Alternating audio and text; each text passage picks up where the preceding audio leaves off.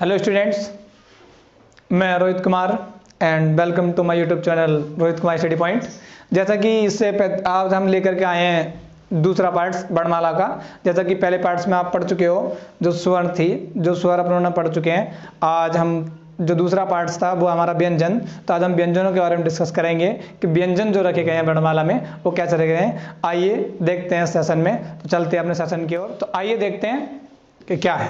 तो सबसे पहले आपको ये समझना चाहिए कि बेटा व्यंजन क्या होते हैं। तो देखते हैं, व्यंजनों पर डिस्कस करते हैं। व्यंजन क्या होते हैं बेटा? व्यंजन वो होते हैं स्टूडेंट्स कि आपको पता है कि जो स्वर थे वो तो अपने स्वतंत्र रूप में रहते हैं, जो किसी से मिलकर के नहीं बनते हैं। लेकिन बट ये जो होते हैं ये स्वरों से ही मिलकर के बने होते हैं, व्यंजन कहलाते हैं। तो व्यंजन क्या होते हैं अपने, वो हम डिस्कस करते हैं। वो किस प्रकार से बोले जाते हैं, कैसे रखे गए हैं। तो फिर मैं आपको वही चीज़ बताऊँगा कि जो वायु को जो पार्ट्स पहले स्पर्श करती है वो सबसे पहले बोला जाता है। तो जो व्यंजन है वो किस प्रकार से हैं वो देखते हैं। आइए देखते हैं। आप यहाँ पर देख पा रहे हैं, तो मैं आप लोगों को बताऊं कि सबसे पहले जो होता है अपना वो का वर्ग होता है। इसको हम का वर्ग बोलते हैं स्टूडेंट्स। क्या बोलते हैं? का वर्ग। अब यहाँ पर देखेंगे का वर्ग में क्या होगा। ये जो आप देख रहे हैं इसको का वर्ग बोलते हैं। ये उसके बाद हमारा आता है चा वर्ग, ये उसके बाद हमारा आएगा ढा वर्ग, उसके बाद ता वर्ग, उसके बाद हमारा आ जाता है पा वर्ग। ये आपको इस तरीके से याद रखना है और मैं आपको बताऊंगा कि हम कैसे कैसे इसको याद रख सकते हैं। अब हम पहले यहाँ पर डिस्कस करेंगे, मैं आपको बताऊं। तो आप यहाँ पर देख पा रहे हैं कि ये जो हो गया पहला वाला वर्ग, और ये हो जाएगा आपका दूसरा, और ये हो जाएगा आपका तीसरा वर्ग, और यहाँ पर देखेंगे ये हो जाएगा आपका चौथा वर्ग। आपके ये कितने हो गए? आप इनको गिनेंगे 1 2 3 4 5। अब ये 5 वर्गों में विभाजित किए गए हैं। तो देखते हैं कैसे कैसे। मैं उसको नंबर दे दूं। ये हो जाएगा 1 2 3 और ये 4 और ये हो जाता है अपना 5। अब ये 5 हो गए हैं। अब ये 5 वर्गों में विभाजित किए गए हैं। अब ये बोले कैसे कैसे जाते हैं हम उसको देखते हैं। तो सबसे पहले मैं आपको बताऊं तो ये कंठ से बोले जाएंगे। अब कंठ से आप कहेंगे कि हम कैसे याद रख पाएंगे, तो उस चीज़ के लिए मैं आपको गाइस एक ट्रिक देता हूं। जैसे कि आप लोग इस समय स्टडी कर रहे हैं, स्टडी करने के बाद बहुत से स्टूडेंट जो फर्स्ट क्लास लाना चाहते हैं और जिनके सपने होते हैं, माँ बापों के सपने होते हैं कि वो हमारा बच्चा फर्स्ट क्लास लेकर के आएगा, तो हम उसको कोई उपहार देंगे। उपहार के रूप में समझते हैं आप, कोई गिफ्ट। तो आप गिफ्ट क्या मांगेंगे अपने घर वालों से? आइए मैं बताता हूँ। और मांग मत लेना, ये मैं एक ट्रिक के हिसाब से बता रहा हूँ। कभी घर वाले सोचेंगे घर से बाहर निकाल दिया जाए, तो इतना बड़ा गिफ्ट मत मांगना। लेकिन बहुत से होते भी हैं जो अपने माँ बाप के सपने पूरे करते हैं, तो आपको मिल भी जाएगा। तो एक आपने KTM का नाम सुना होगा, KTM बाइक आती है एक, तो हम उसके बारे में डिस्कस करेंगे। तो मैं आपको यहाँ पर ट्रिक बताता हूँ। KTM और D से 2 और ये आएगा 2, KTM 2। आप घर वालों से, अपने परिवार वालों से, अपने परिजनों से ये बोलोगे KTM 2। तो K4 जो होता है बेटा वो अपना जाता है K4 कंठ, T4 तालु जो मैंने आपको बताया था ऊपर की ओर जो होता है, और M4 जो मूर्धन्य जो आप लाइन को होता है, मैं भी आपको सब कुछ बताऊंगा। जो लाइन होती है बीच में मैंने आपको बताया उसको मूर्धन्य बोलते हैं। D4 दंत और O4 होता है बेटा ओष्ठ। इसी चीज से आपको बहुत अच्छे से याद रहेगा। आप ये याद रखेंगे KTM 2।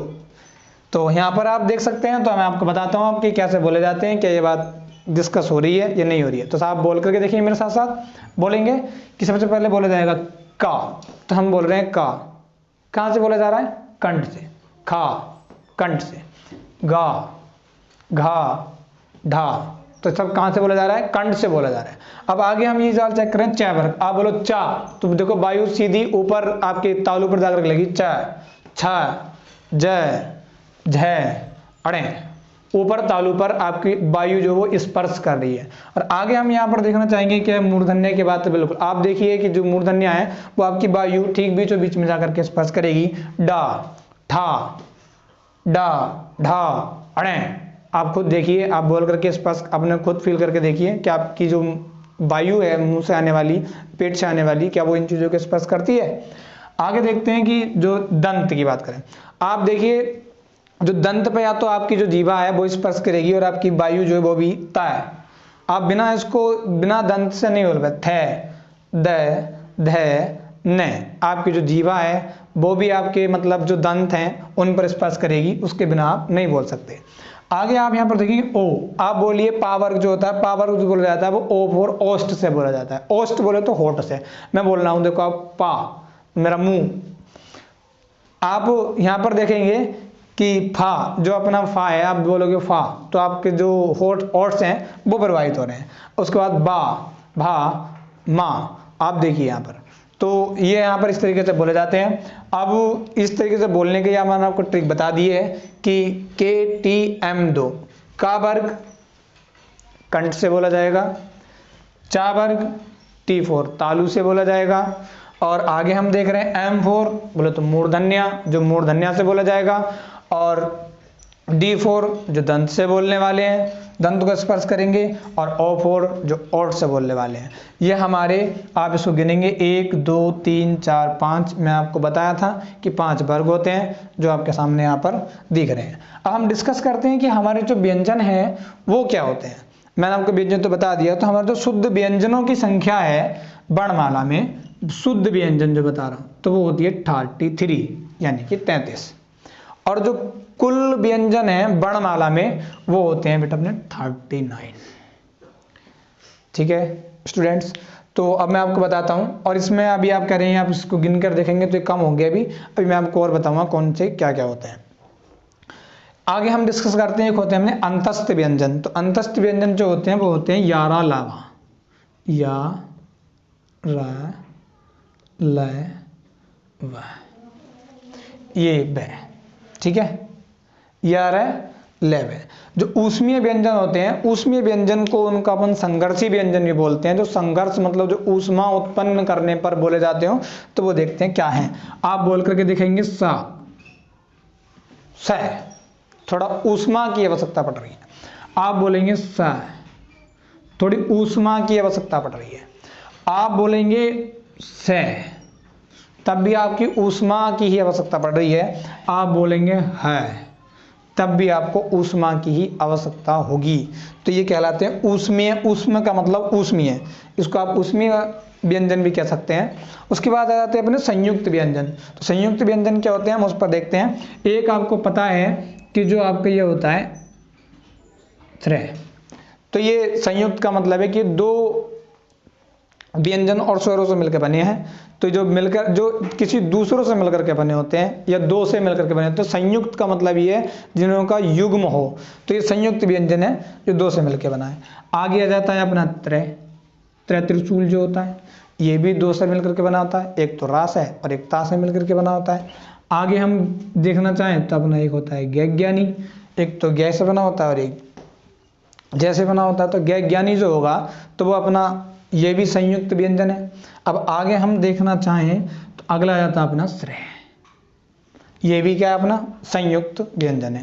तो ये व्यंजन हमारे हो गए जो हमारे वायु के सापेक्ष में जो रखे गए हैं। जो हमारी वर्णमाला है, हिंदी वर्णमाला, उसके अंदर जो रखे गए हैं, तो वायु जिस चीज को स्पर्श करती है उसके अकॉर्डिंग रखे गए हैं। अब वायु जो स्पर्श कर रही है वो किसको स्पर्श करती है, सबसे पहले कंठ को करती है, तो हमने कंठ वाले लगा दिए कै खे गे। अब उसके बाद कै को करेगी, फिर उसके बाद मूर्धन उस तालु आ जाता है, तालु के अनुसार आ गया चय वर्ग। तो जो आप देख पा रहे हैं, आप देखते होंगे, आप शुरू से पढ़ते हुए भी आ रहे हैं। तो गाइस मैं आपको जो बताने की कोशिश कर रहा हूँ ये है कि जिस चीज़ से आपको बहुत सी चीज़ें आपको सीखने के लिए मिलेंगी, ताकि आप हिंदी में कभी भी कहीं पर भी जा करके कभी मार नहीं खा सकते। आप यहीं से हमारी हिंदी स्टार्ट होती है। तो हम ये जानकारी बहुत ज़रूरी है हिंदी के अंदर, जिससे कि हमारी जितनी व्यंजन है, व्यंजन संधि आएंगी, और जो स्वर मैं आपको पढ़ाया हूँ स्वर संधि भी इन्हीं के अकॉर्डिंग हम बनाएंगे। हम कभी भी किसी टॉपिक में एक भी क्वेश्चन हम कभी गलत नहीं कर सकते, अगर जो हमसे ये पूर्ण रूप से आता है तो। और मैं मान सकता हूँ कि ये सब कुछ आपको बड़े अच्छे से समझ में आया होगा और आप बड़े अच्छे से इस सेशन को देख पा रहे हैं। इसलिए जल्द से जल्द आप हो सकता है तो अगली वीडियो हम लेकर के आएंगे, और अगली वीडियो में आपको इन व्यंजनों के बारे में बताएंगे। अगली वीडियो जो हमारी आएगी वो व्यंजन से आपका रिलेटेड है। मैंने आपको व्यंजन समझा दिए, आगे हम संधि के बारे में डिस्कस करेंगे। तो आगे जो संधि की वीडियो आएगी हमारी वो स्वर संधि की लेकर के आ रहे हैं, इसलिए सेशन को सब्सक्राइब कर लीजिए चैनल को हमारे, और ये सेशन को शेयर कर दीजिए ताकि ज़्यादा से ज़्यादा स्टूडेंट हमारे पास जुड़ जाएँ। और ठीक है, thank you, have a nice day. जय हिंद, जय भारत।